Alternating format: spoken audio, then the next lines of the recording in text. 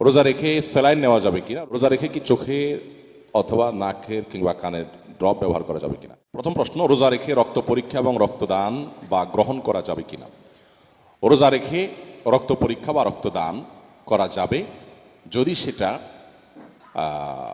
রোজার কোনো বিশেষ ইফেক্ট রোজার প্রতি না পড়ে। অর্থাৎ এত বেশি রক্ত দিলেন, আপনি শারীরিকভাবে এত দুর্বল যে এরপর আপনি রোজা রাখতে পারলেন না, আর এরকম হলে সেটা জায়েজ নেই। সচরাচর এরকম না, সচরাচর হলো এক ব্যাগ রক্ত দিলে আমাদের রোজা ভেঙে ফেলতে হয়, এরকম হয় না আলহামদুলিল্লাহ। এরকম যদি হয় তাহলে সেক্ষেত্রে রোজা রেখে রক্তদান করা যাবে। আর রক্ত পরীক্ষা তো করা যাবেই, কারণ পরীক্ষার জন্য এক সিরিঞ্জ রক্ত নিতে হয় বা কম বেশি নিতে হয়। এটার কারণে যে একেবারে একটা মানুষ দুর্বল হয়ে রোজা ভেঙে ফেলতে হয়, এরকম তার হয় না। অতএব রোজা রেখে সিয়ামরত অবস্থাতে রক্ত পরীক্ষা করা জায়েজ আছে। এরপর প্রশ্ন হলো, রোজা রেখে ডায়াবেটিস পরীক্ষা করা যাবে কিনা। অবশ্যই যাবে, একই কথা। রক্ত পরীক্ষা যদি করা যায় তাহলে ডায়াবেটিস পরীক্ষা তো আরও জোরে যাবে, কোনো অসুবিধা নেই। রোজা রেখে অ্যান্ডোস্কোপি ও ক্লোনোস্কোপি করা যাবে কিনা। অ্যান্ডোস্কোপি সাধারণত একটা ছোট্ট একটা যন্ত্র পেটে ঢুকানো হয় এবং সেটা দিয়ে চেক করা হয়। তো যেহেতু এটাতে কোনো খাবার থাকে না এবং এইটা আমাদের পেটে গিয়ে আপনার কোনো খাদ্যের কোনো কাজ দেয় না, জাস্ট চেক করে বের হয়ে, বরং এটার সাথে খাবার বের হয়ে আসে হালকা কিছু, মানে হতে পারে। তো এটা জায়েজ আছে, অ্যান্ডোস্কোপি করলে রোজা রাখা অবস্থাতে সেটা রোজা ভাঙবে না, রোজা ভঙ্গের কারণ হবে না। রোজা রাখা অবস্থায় ইনসুলিন নেওয়া যাবে কিনা। জি, ইনসুলিন নেওয়া যাবে, যেহেতু এটা আমাদের পাকস্থলীতে কোনো কিছু এর পৌঁছে না এবং চামড়ার সামান্য নিচে থাকে, অতএব ইনসুলিন নেওয়া যাবে।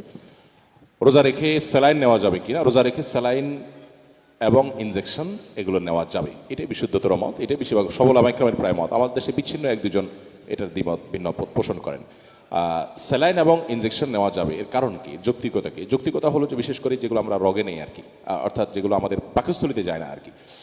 তো পাকস্থলীতে তো যায় না, এটা আমাদের শিরা উপশিরা হয়ে আমাদের শরীরে হয়তো শক্তি যোগায় বা মেডিসিনের কাজ দেয়, আমাদের ট্রিটমেন্টের সহায়ক ভূমিকা পালন করে। তো এটা যেহেতু আমাদের পাকস্থলীতে যায় না, আমাদের খাদ্যের কাজ দেয় না, অতএব এটা রোজা ভঙ্গের কারণ হবে না। তবে কেউ যদি উইকনেস দূর করার জন্য স্যালাইন দেন, যে দুর্বলতা কাটাবার জন্য, তাহলে সেটাকে ওলামায়ে কেরাম মাকরুহ বলেছেন। কারণ দুর্বলতা কাটানোর জন্য কোনো এরকম উপায় অবলম্বন না করে বরং আমাদেরকে সবর করতে হবে, সবর করতে হবে, সেটাই হলো করণীয়। অতএব সাধারণ অবস্থাতে ইনজেকশন দিলে রোজা ভাঙবে না। এমনকি টিকা গ্রহণ যদি কেউ করতে চান রোজা অবস্থায়, অবশ্যই টিকা গ্রহণ করা যাবে। রোজা অবস্থায় টিকা নিলে রোজার কোনো ক্ষতি হবে না। এরপরে প্রশ্ন হলো, রোজা অবস্থায় কি সাপোজিটারি নেওয়া যাবে। সাপোজিটারি মলদারে আমরা ব্যবহার করতে পারবো কিনা রোজা অবস্থায়, এটা জটিল বিষয়।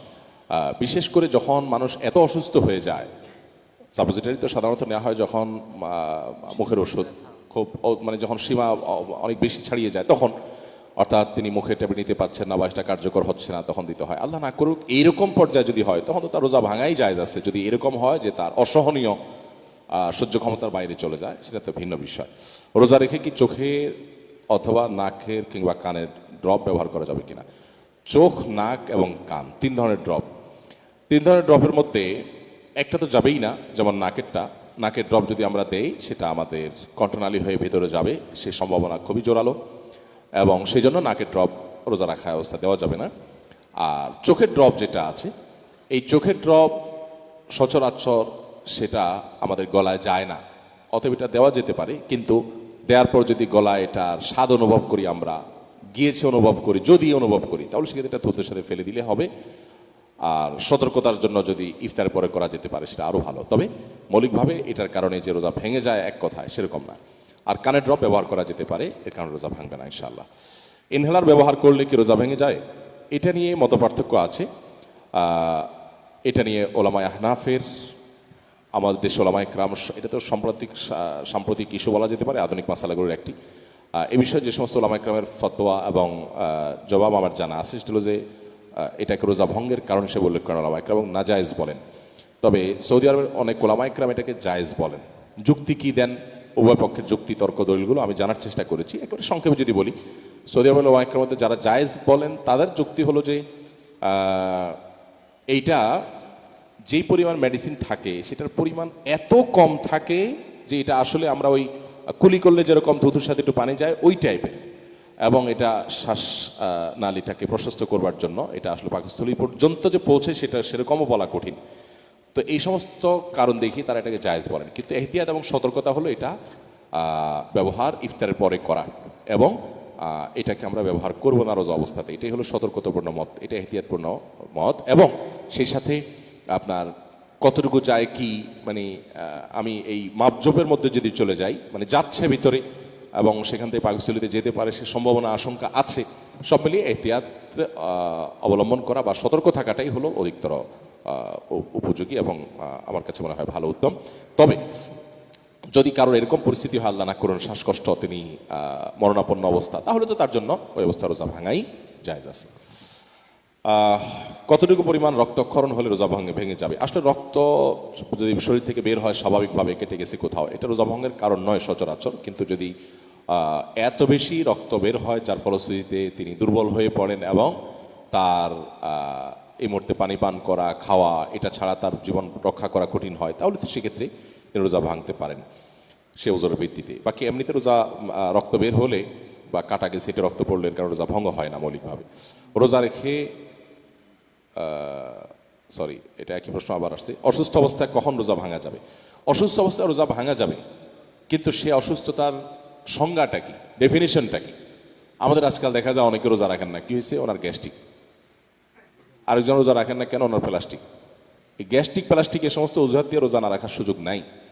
এই সমস্ত কষ্টগুলো সহ্য করতে হবে, তো জান্নাত কি এমনি এমনি পাওয়া যাবে? আল্লাহ সুবহানাহু ওয়া তাআলা বলেছেন, ফামান কানা মিনকুম মারিদান ওয়া আলা সাফারিন ফাইদ্দাতুম মিন আইয়ামিন উখরা। কেউ যদি অসুস্থ থাকে, সফরে থাকে, সে অন্য সময় রোজা রাখলে চলবে। কিন্তু অসুস্থতার লেভেলটা কি? যে অসুস্থতার কারণে রোজা রাখলে তার মৃত্যুর আশঙ্কা আছে, অঙ্গহানির আশঙ্কা আছে, স্থায়ী কোনো রোগ বেঁধে যাওয়ার আশঙ্কা আছে, অসহনীয় কষ্ট, সেন্সলেস হয়ে যাওয়ার মতো এইরকম জটিল কোনো অসুবিধা হলে আল্লাহ না করুক, তখন তার রোজা ভাঙা জায়েজ আছে। কিন্তু একটু অসুবিধা হচ্ছে, একটু জ্বর হয়েছে, একটু পেট খারাপ হয়েছে, একটু শরীরটা খারাপ লাগছে, এই ঠনকে অজুহাতে রোজা ভাঙা যাবে না। অসুস্থ অবস্থা, আচ্ছা, রোজা রেখে কি ডায়ালিসিস করা যাবে? কিডনি রোগীরা রোজা রাখা অবস্থায় ডায়ালিসিস করতে পারেন। রোজা রাখার সাথে, রোজার ভঙ্গ হওয়ার সাথে ডায়ালিসিসের সম্পর্ক নেই, যেহেতু এটা রক্ত সেটার উপর দিয়ে হয় এবং রক্তকে আপনার বের করে এনে মেশিনের মাধ্যমে সেটাকে আপনার আবার শরীরের ভিতরে প্রবেশ করানো হচ্ছে। এখানে পাকস্থলিতে কিছু যাচ্ছে না, বের হচ্ছে না। ডায়ালিসিস করলে রোজা ভঙ্গ হবে না, অর্থাৎ একজন কিডনি রোগী রোজা রাখা অবস্থায় দিনের বেলা তিনি ডায়ালিসিস করতে পারেন। গর্ভবতী স্তন্যদানকারী মহিলাদের ক্ষেত্রে রোজার হুকুম কি?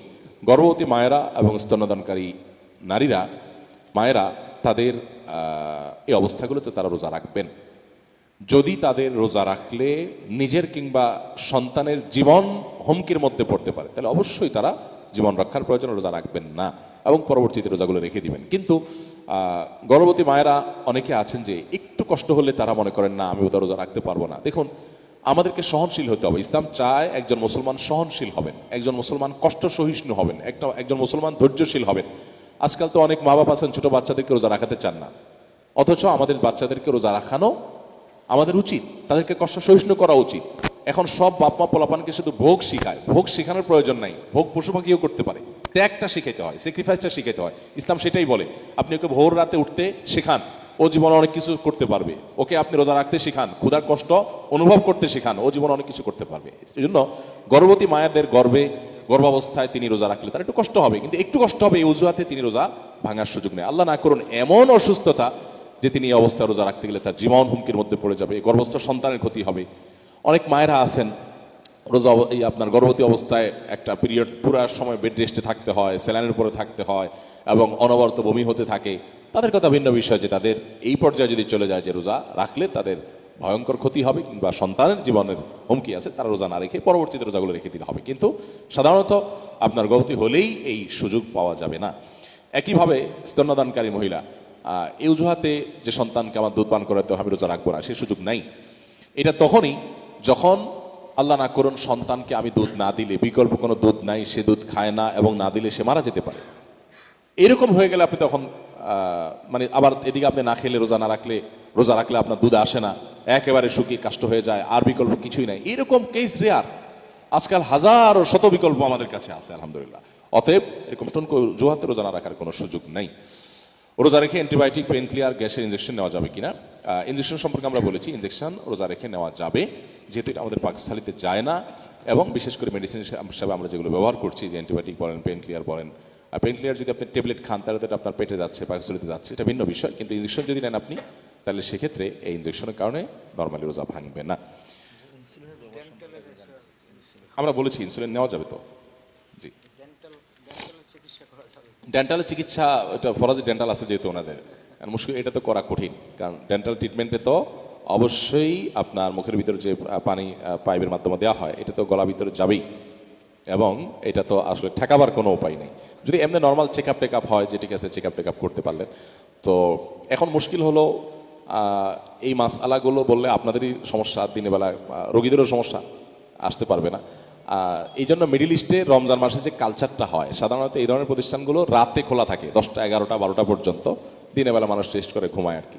তো আমাদের দেশে তো সেই কালচার আসলে বেড়ে ওঠে নাই, কিন্তু রোজা রেখে আসলে দাঁতের চেক আপ হতে পারে যেটাতে কোনো ভেতরে কিছু যাবে না, কিন্তু যখন আপনি ট্রিটমেন্ট করবেন ফিলিং বা রুট ক্যানেল, তখন তো আপনাকে পানি ইউজ করতে হবে।